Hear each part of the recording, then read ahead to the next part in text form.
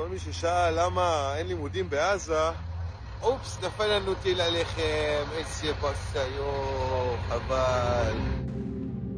Since the war in Gaza started, Israeli soldiers on the front line have been broadcasting the devastation and their dehumanization of Palestinians on social media. From a tank technician who boasted he crushed a Palestinian man seen through his viewfinder, to the torture of captives, the destruction of buildings, universities, hospitals, and the torching of homes. All circulated and amplified among Israelis back home.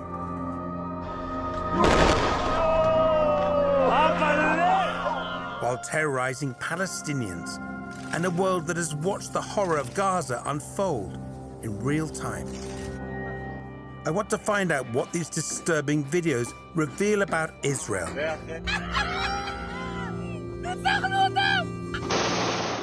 From the soldiers on the front line. ברור שיש תחושת עליונות. ביום-יום אני הולך עם תחושת עליונות אל מול עזה. To the media that dehumanizes Palestinians. I don't see any problem with humiliating the Palestinians. To the right-wing politicians who defend them. The IDF soldiers are the most moral soldiers in the world. To the radicalized activists who want to resettle Gaza. שם אני חושב שצריכים להיהרג עד שלא יהיה חמאס. אם צריך להרוג מיליון, מיליון.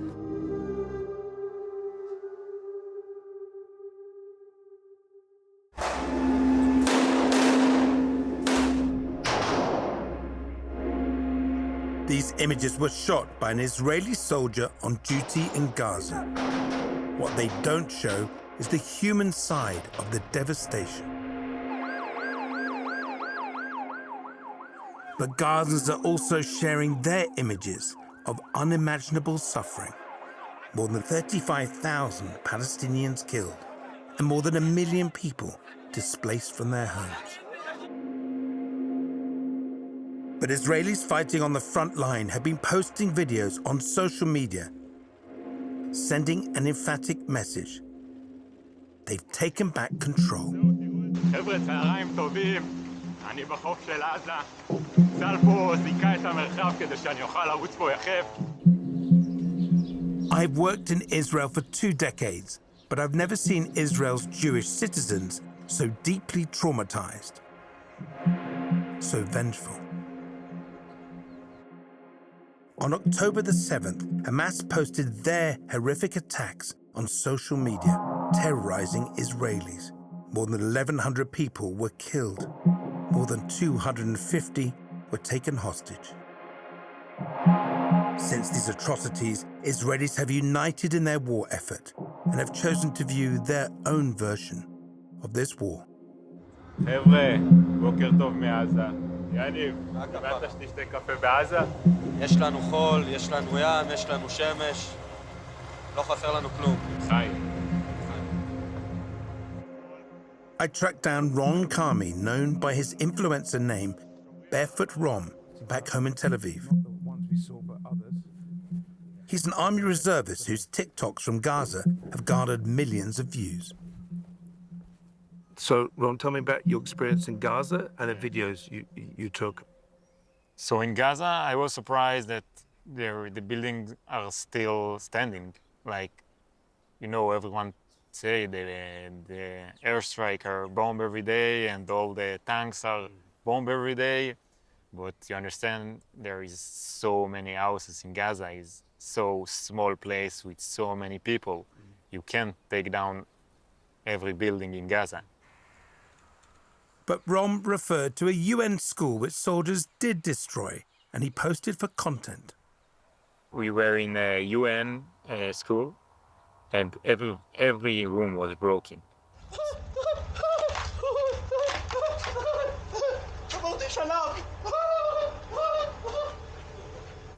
I just posted it. It's 10 seconds video and became viral, and all the Palestine take it and say they laughing about the UN school.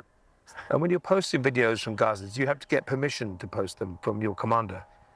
there is it's called BAM, like a unit that check the videos. I ask for my permission, but I know the rules. Like I know what you can upload, what to show, what not to show.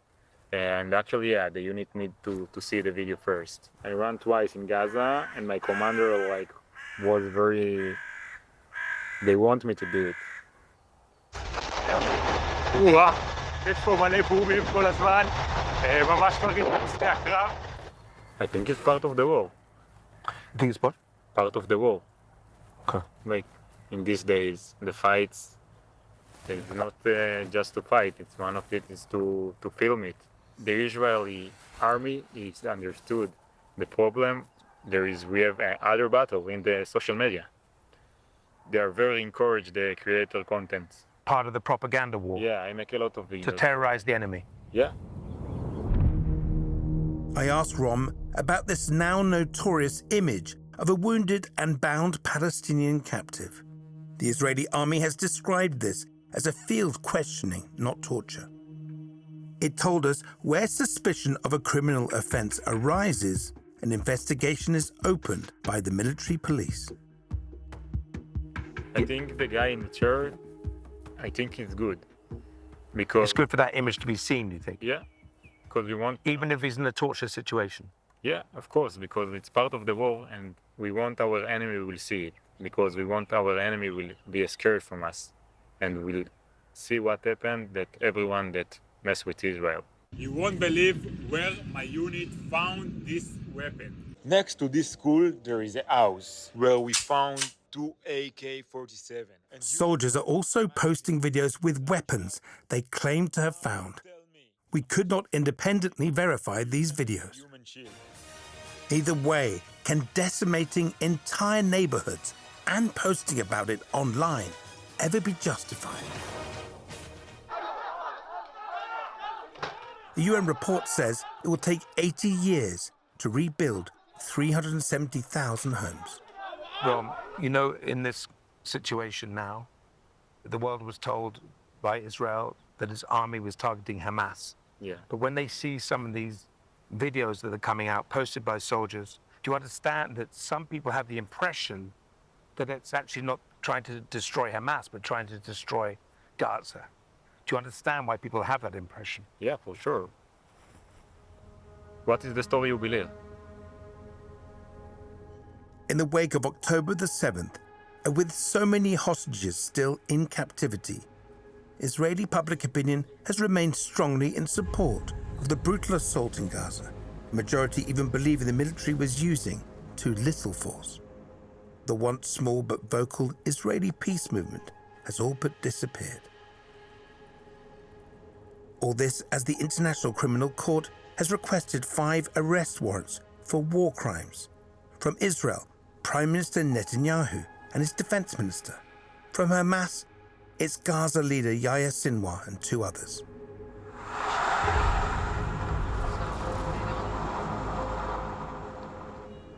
Now the most mobilized activists in Israel are radical groups like Sav Tesha, led by Reut Ben Haim.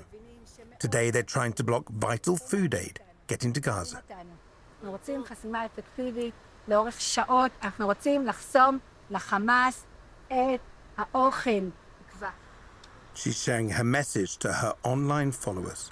בסדר? עוד כמה שעות מחבלים, חמושים, הולכים לטפס על המשאיות האלה ולחגוג.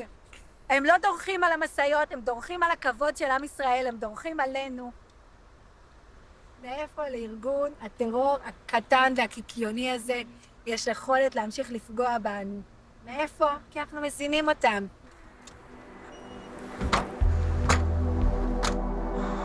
They're on their way to Nitzana, one of 3 aid entry points into Gaza that remain open. According to one Israeli think tank, 2/3 of Jewish Israelis oppose the transfer of humanitarian aid to Gaza residents. What I can't understand is how a mother of 8 is trying to block food to starving children in Gaza. How's your baby doing? It's hard, but I can't stay at home. Are you not concerned, Riot, that by blocking the aid going to Gaza, a lot of Palestinians who are already suffering are starving? It's a wrong question, okay? Because the aid gets to Hamas. The aid goes to Hamas.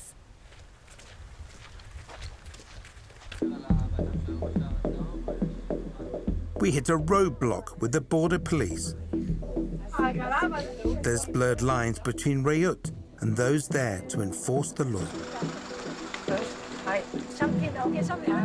But Mum is still on her mission to get to the border.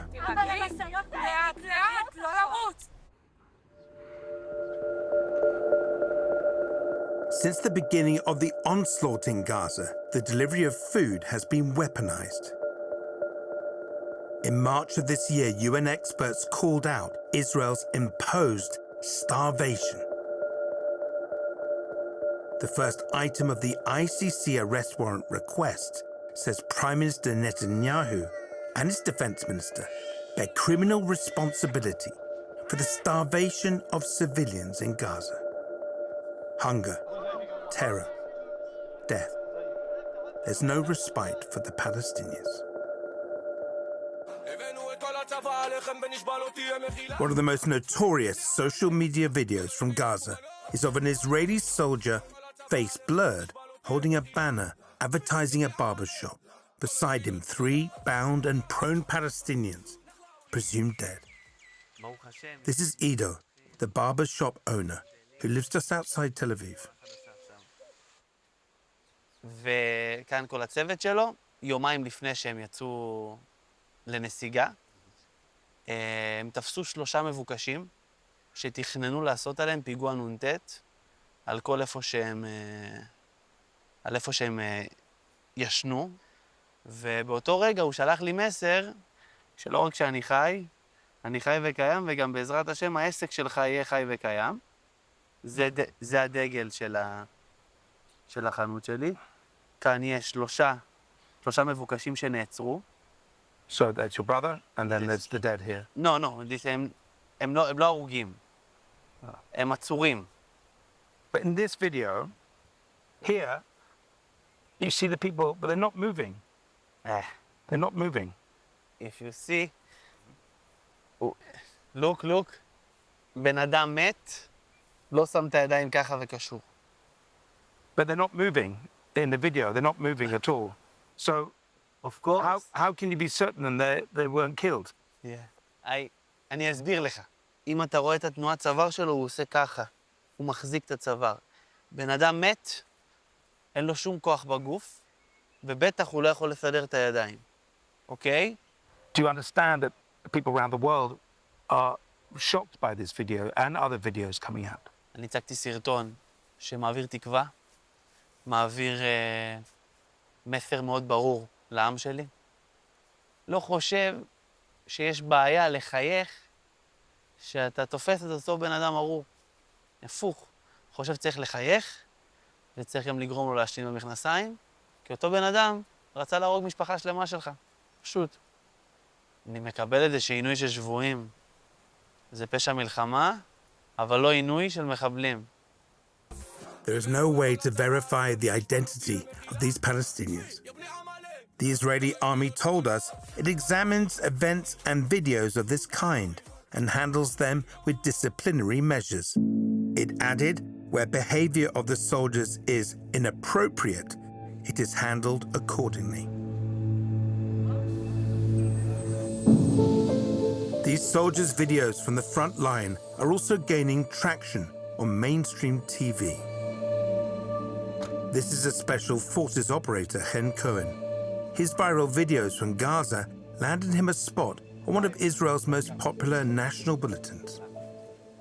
חן כהן, לוחם בצנחנים, שיצא שלשום מעזה, חן הוא נגר, ובעלים של העסק חן מטבחים, ועכשיו, אחרי 3 חודשים של לחימה בשטח, הוא חזר לעסק שלו, הוא מנסה לשקים אותו מחדש. חן, שלום לך. ברצועת עזה שמצאת, איך לומר, חן מטבחים גם ברצועת עזה. בוא נראה ביחד. ומה שיש לנו כאן זה מטבח עזתי. יש לנו פה מזווה 40 סנטים, 2 יחידות, מגירות, בלי דלתות ובלי מדפים. טוב, חן מטבחים, אנחנו קנינו כמובן את המטבח הזה שהצעת.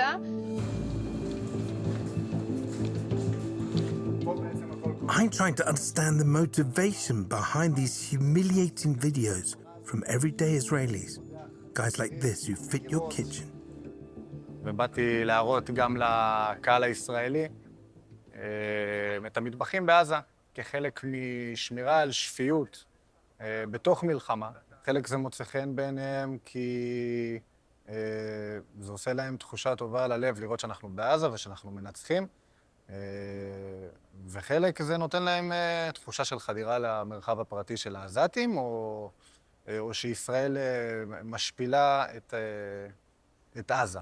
חסר לנו קצת התנור, חסר לנו המיקרוגל, חסר לנו פה המדיח, המקרר גם כן חסר, אבל יש לנו ידיות אינטגרליות ומדפים. ברור שיש תחושת עליונות. ביום-יום אני הולך עם תחושת עליונות אל מול עזה. בגלל זה אני נמצא במקום שאני נמצא בו, והם נמצאים במקום שהם נמצאים בו. הם עסוקים בלחפור מנהרות ולייצר טילים ולהרוג את עצמם ואותנו, ואנחנו עסוקים בחיים וברפואה ובהתפתחות ובכלכלה ובעסקים ובמשפחתיות. מי לא מרגיש עליון ביחס אליהם? שום דלת לא נפרטת, אין טביעות אצבע, המגירות לא יכולות להתקלקל כי הן לא קיימות. קחו מטבחים מעזה, תעזבו אותי בשקט. חלק מהמלחמה זה שאתה מביא תמונה אחורה אל האוכלוסייה שאתה נלחם בעבורה, וחלק מהתמונה הזו היא מייצרת השפלה, כי אתה נלחם, ובמלחמה הצד שמפסיד הוא מושפל. ליאם! מה, זהו, חוזרים? מה אמרת? אמרתי... I ask him if he's not worried about the impact of the soldiers' viral social media posts. לי באופן אישי ממש לא אכפת לי, ואני לא חושב שצריך להיות חיים ביום שאחרי בעזה. אז זה לא מעסיק אותי, הנקודה הזאת. האם זה משפיל, יחזרו, לא יחזרו, מה יהיה שם? לא חושב שצריך להישאר במקום הזה חיים.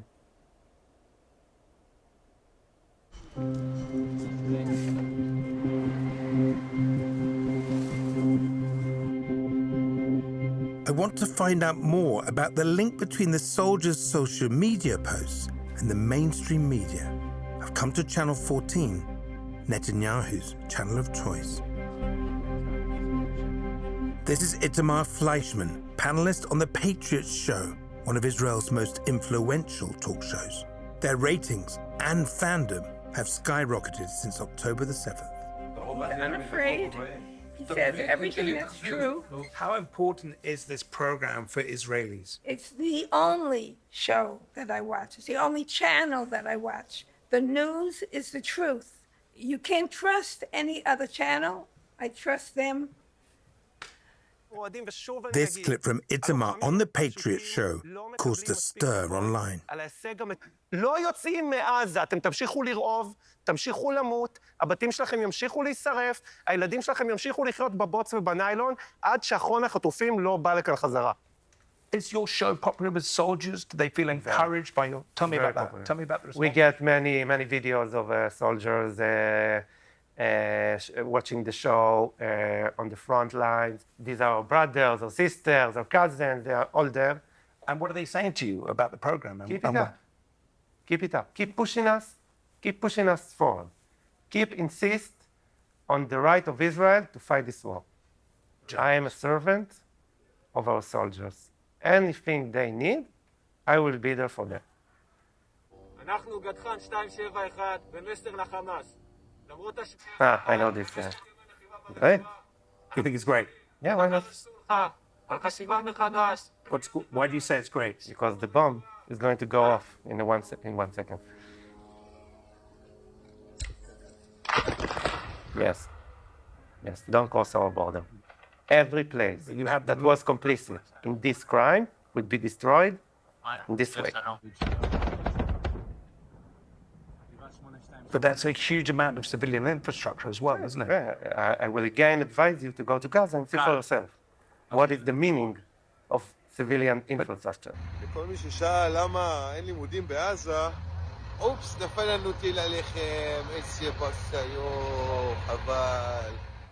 Here's a soldier saying that they've destroyed the university. There's no more education now in Gaza. So what? You think the education in Gaza was something you need to preserve? Burning of houses. Yeah. And there's a like a skit. Anywhere that had any connection to this crime would be destroyed. So people find it's humiliating, you know. Oh, maybe humiliating. I don't. Someone's home. As I told you dehumanizing before, Palestinians. I don't see any problem with humiliating the Palestinians. There is nothing wrong with humiliating. It doesn't matter what we do. It will always be the response of the West. We are exaggerating, but we are working on it. But we have genocidal thoughts. That's a lie, a pure lie. And I prefer to live ugly than to die pretty.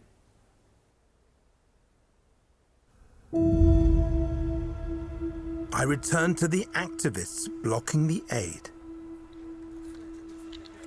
It seems the echo chamber between the Israeli mainstream media and social media is encouraging this kind of direct action.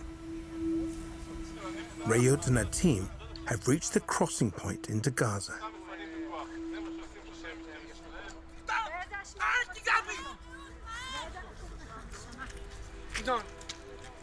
צריכים פה יותר אנשים בפעם הבאה, זה לא יכול להיות. תראו, זה אלימות, אלימות, אלימות.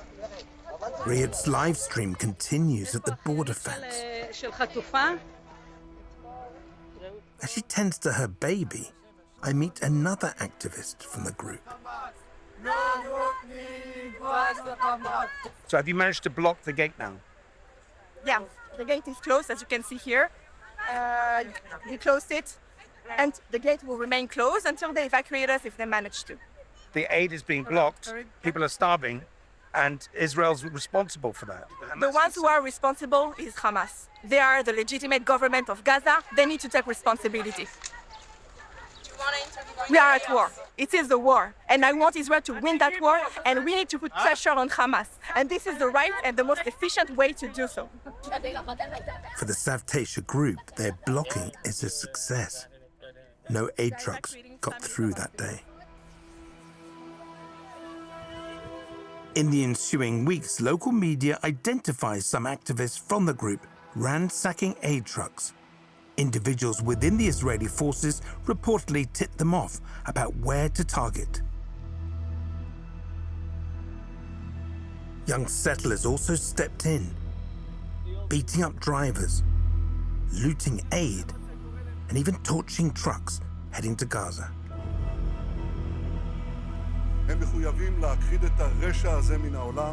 The extremism reflected in these activists, both online and in the mainstream media, is coming from the top, from the Prime Minister himself, calling up biblical references of brutal retaliation.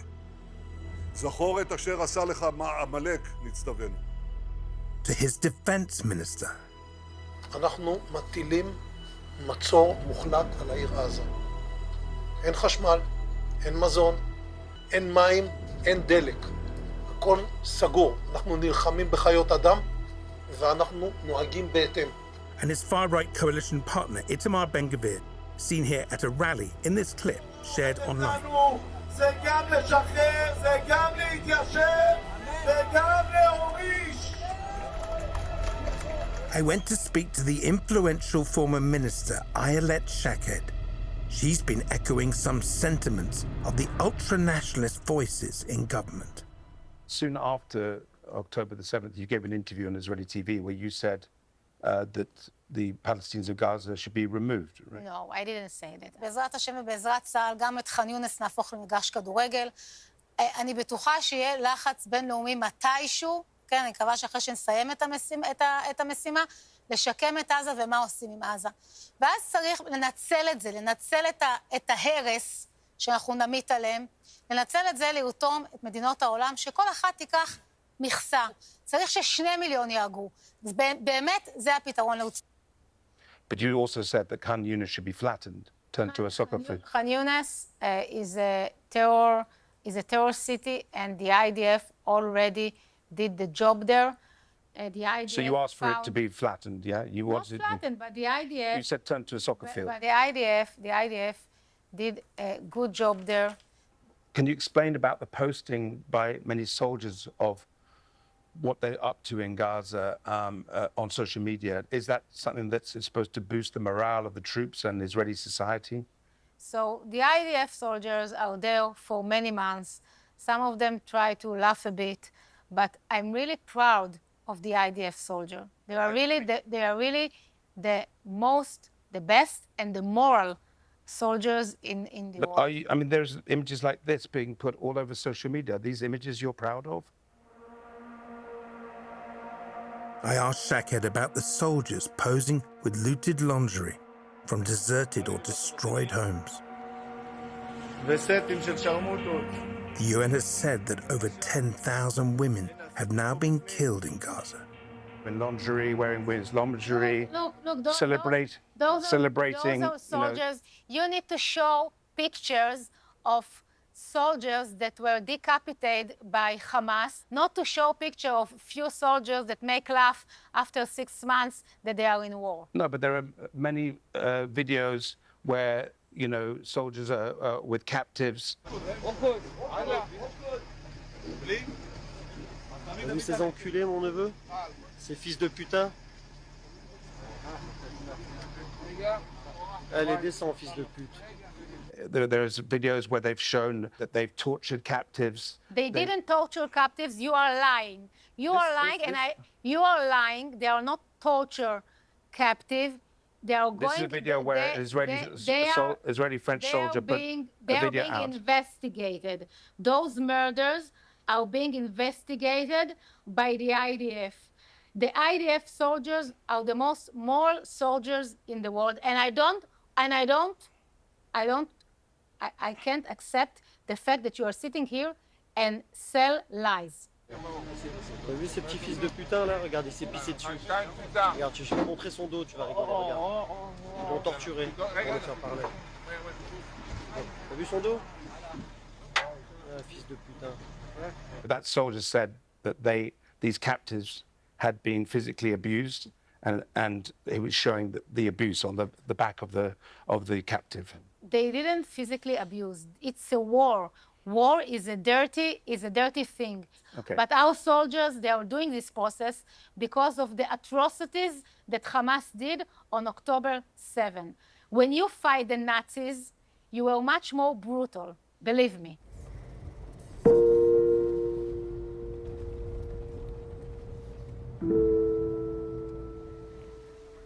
In this volatile climate, extremists who were once considered fringe are becoming more mainstream, emboldened by the rhetoric they hear. These settler youth espouse a messianic ideology. Yosef de Bresser, one of the leaders, bears the symbol of the late Rabbi Meir Kahane, whose party is outlawed as a terrorist group. So this painting is like a dream of your return. But how are you going to go back there? There are Palestinians there, living there. קודם כל אין כזה דבר פלסטינים. אין כזה דבר. בעולם חושבים שיש כזה דבר. ערבס. יש ערבים. פלסטינים this bullshit. יש סוריה, ירדן, מצרים, פלסטינים אין. אין כזה דבר. You don't think there's any such thing as Palestinians? אין, ערבים. ערבס. They're plotting to move into a devastated Gaza and re-establish the disbanded Israeli settlements. לקבוע עובדות בשטח, זה אומר ללכת עם הרגליים, לקבוע עובדות בשטח. אנחנו קובעים, לא הצבא, ולא המשטרה, ולא החוק, ולא הממשלה, ולא אף אחד קובע, העם קובע מה יקרה. The mission is championed by Kahane's ideological successors in the Jewish Power Party, now in government and led by Israel's controversial security minister, Itamar Ben-Gvir. Here he is in a video that went viral on social media and drawing international ire. Ben-Gvir is seen dancing in celebration with other coalition ministers at a conference calling for the resettlement of Gaza. I follow Yosef and his group to a pro-war rally outside Netanyahu's home in Jerusalem.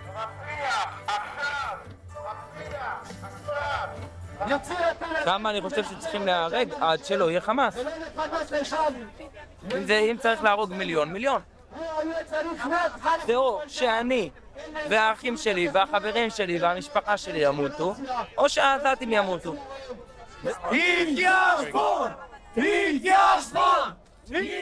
Yosef is trying to push his extremist settler agenda on the back of a clamor for military escalation.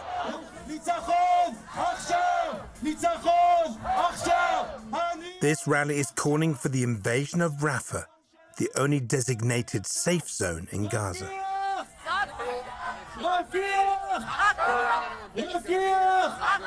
ראש הממשלה נתניהו, אנחנו אומרים לך, תנצח את המלחמה הזאת! רק ניצחון על חמאס! A meeting army reservists who had just come out of Gaza. ננצח אותו עכשיו. אנחנו רוצים שהחטופים יחזרו, רק עם פעילות צבאית בעזה, אנחנו נחזיר את החטופים. לא במשא ומתן, עם פעילות צבאית. לא רוצים ג'יהאד אסלאמי. לא פוגע במכוון בחפים מפשע, אבל זה זירת מלחמה, זירת לחימה. בזירת לחימה אני לא אמור למצוא אישה וילדים, למצוא בבית שיש שם מחבל. To get a better understanding of how and why Israel's become so radicalized, I've come to meet Merav Zonshine, an Israeli journalist and commentator.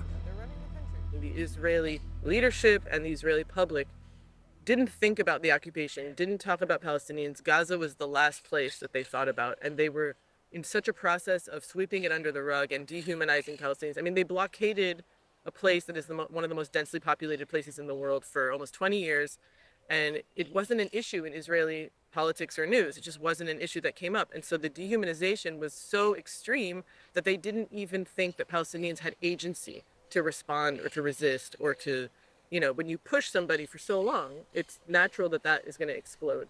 And now that everybody understands that they do exist and that it is back on the table, then they are very, very vengeful. And, you know, the social media stuff, I think, is just, unfortunately, a part of how wars are now waged. What are you seeing in the Israeli media in terms of civilian casualties? What do you actually see? You don't see images. What do you not see? You don't see images of starving Palestinian children the way you do on social media or in other outlets. You don't see it on the evening news. Nothing. Almost nothing. The media here is basically an arm of the state. It's mostly propaganda. So the military journalists, they present what the IDF presents. They almost never challenge or refute or question what they're being told. So when people see these postings on social media of Palestinians who've been tortured or postings mocking dead Palestinians, they accept that. They accept that's part of our situation. In general, the way the army is acting in Gaza is there's going to be major questions. There already are questions of whether it's genocide. I mean, I don't think they understand just how bad. And the reason I think they don't understand it is because Israel has been able to act with impunity for a very, very long time. Israeli soldiers never have to pay consequences for their actions. And, you know, part of the opposition to Netanyahu and his far-right government is the concern over time that soldiers are going to be implicated for war crimes. I've got access to a man with unique insight into the Prime Minister and the mounting accusations of war crimes against Israel. As his bodyguard, Ami Dror, seen here in news footage, would have once taken a bullet for his old boss, but he's become a leading voice against what many have called Netanyahu's attempted judicial coup. Netanyahu is trying to avoid jail. So everything we've seen before October 7th is all about limiting the power of the courts, you know, and applying pressure on them, so he will be able to avoid jail. Netanyahu's leadership over the war in Gaza has polarized the country. After 2.5 months of very intensive war in Gaza, the IDF, the Shabak, came to Netanyahu, the world, of course, came to Netanyahu and say, what's the plan? What's the day after plan? And he refused to have this discussion, even in the cabinet, the war cabinet, even in the government. He refused to have this discussion because he knows that the extreme right, the racist part of his government, the moment he does something like this, they will crush his government. It's a miserable failure. Israel is losing the world. Our hostages are not back. Hamas is not defeated. And Netanyahu knows it. He creates infinite damage to the brand Israel for his political, personal reasons. Downtown Tel Aviv, people are protesting over Netanyahu's leadership, calling for a change in government. The visceral pain for the people killed on October the 7th is palpable here tonight, as is the desperation for the return of the hostages. עד היום לא לקחתם אחריות על המתקפה האכזרית והנוראה ביותר שידעה מדינתנו. מדינתי שלי. But one woman's placard stands out in a country often so consumed with vengeance. It says, "Looking the occupation in the eye." Like me, believe that you can have empathy for both sides. You need to have a solution for both sides. We are very, very shocked, and we are against it. We are against what the Israeli military is doing. It's reassuring to see some Israelis still have the Palestinians in mind. But the issue for Israel now goes well beyond the occupation. It goes to allegations of genocide. For Ami Dror, a military stalwart, even as soldiers post their wrongdoing, blaming them rather than the politicians is a red line. There's been a ruling by the ICJ, as you know, about genocidal acts. Don't blame the Israeli army for genocide. Definitely blame the Israeli government for wrongdoing and not giving instructions. The Israeli government is totally responsible for a lot of killings that should not have happened. Yeah, and by the way, one of the reasons why I like to talk about war crimes, because those war crimes eventually will take down this government. Because no matter how you look at it, every member of the Israeli government is responsible for war crimes, and those war crimes will chase them for the rest of their life, no matter what. You have members of his government, a convicted terrorist, Itamar Ben-Gvir. They have a very clear messianic agenda of actually taking Gaza, bringing it over, and building settlements over there. Since I've left Israel, the country is sliding further into turmoil. The Kahanis settler youth have been repeatedly trying to get through the border fence, part of their plan to resettle Gaza. All this brazenly posted on their social media. אחרי שהיום היה צעדה בקריאה להתיישבות בעזה, אנחנו הולכים ליישב אותה בעזרת השם. כולנו הלכנו לא בקריאה להתיישבות, בהתיישבות. כולנו בדרך לעזה, דרך מעבר ארז. אנחנו כאן על הגדר, עברנו את הטרמינל, אנחנו כבר בפנים. The soldiers' posts have become more frequent, more disturbing. עזה נשרפת, תשרפו חיים, יא שרמוטות בני זונות, אמא שלכם זונה בת זונה. Barefoot Ron reached out to say he didn't agree with some of the views in this film. He's carried on posting videos from Gaza. I leave Israel shocked by my time here. Why did Israel's military commanders allow these images to be published? And why did huge numbers of Israelis share them? What does it say about Israel that extremists previously on the fringes are now in government?